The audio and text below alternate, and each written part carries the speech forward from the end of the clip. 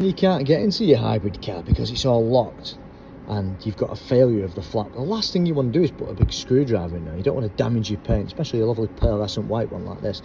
So what I find is extremely handy is if you just get something like this is one from Lidl, and you put it in there like that, and you essentially just inflate it like this.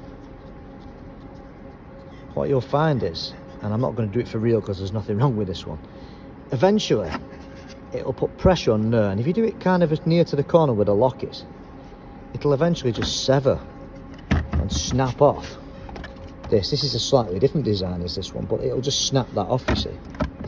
And if you can't get into it, that's the best way to do it. You just put a bit of tape on there and just tape it up and order your new one. I spend quite a large proportion of my job changing these things, and you probably can recognise that, but if you don't know what it is, I'll explain what it is. This is a charging socket door. This is actually off a G30, but they're pretty much the same. Even my i3 is similar to this.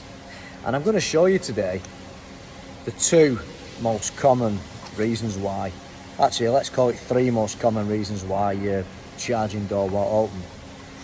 And I'm also going to give you a idea of how you can get into it if you suffer with a charging door that's locked. So let's get into it. Don't forget to hit the subscribe button please if you find this interesting.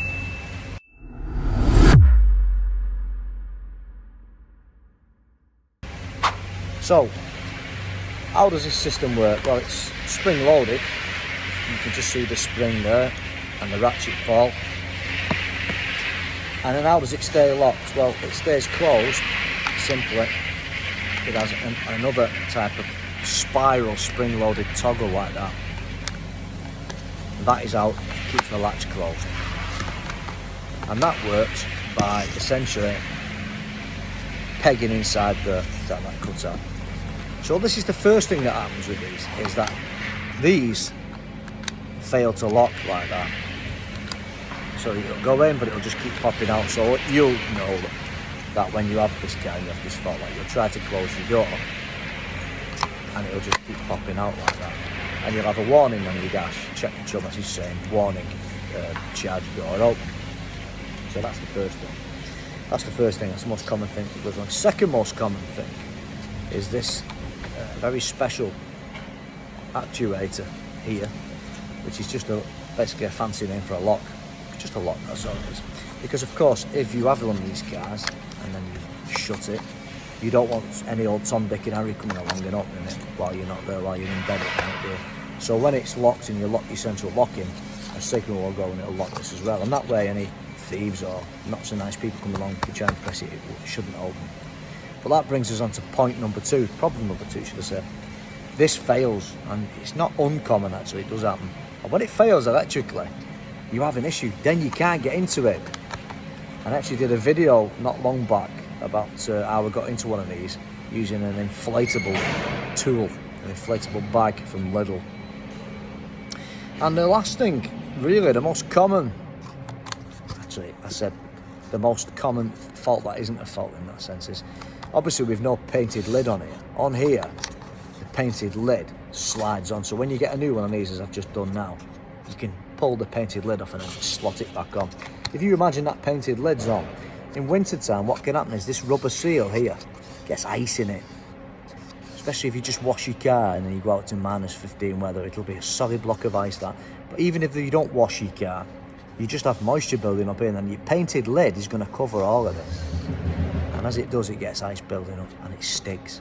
If that happens, usually it's enough on your painted lid just to give it a bang like that, and it'll open, usually.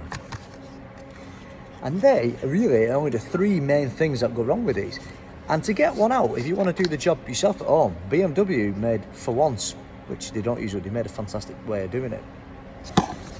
It's held in with 4 tangs. You see those little tabs there like this? And they push down like that. One there, and the other 2 underneath. And they literally are just spring loaded. Like little springy pieces of plastic, you can just see them there. And they just push down. Well, you can get them from the back, but you'd have to take all the inner wheel arch land off, and that would be an absolute nightmare, wouldn't it?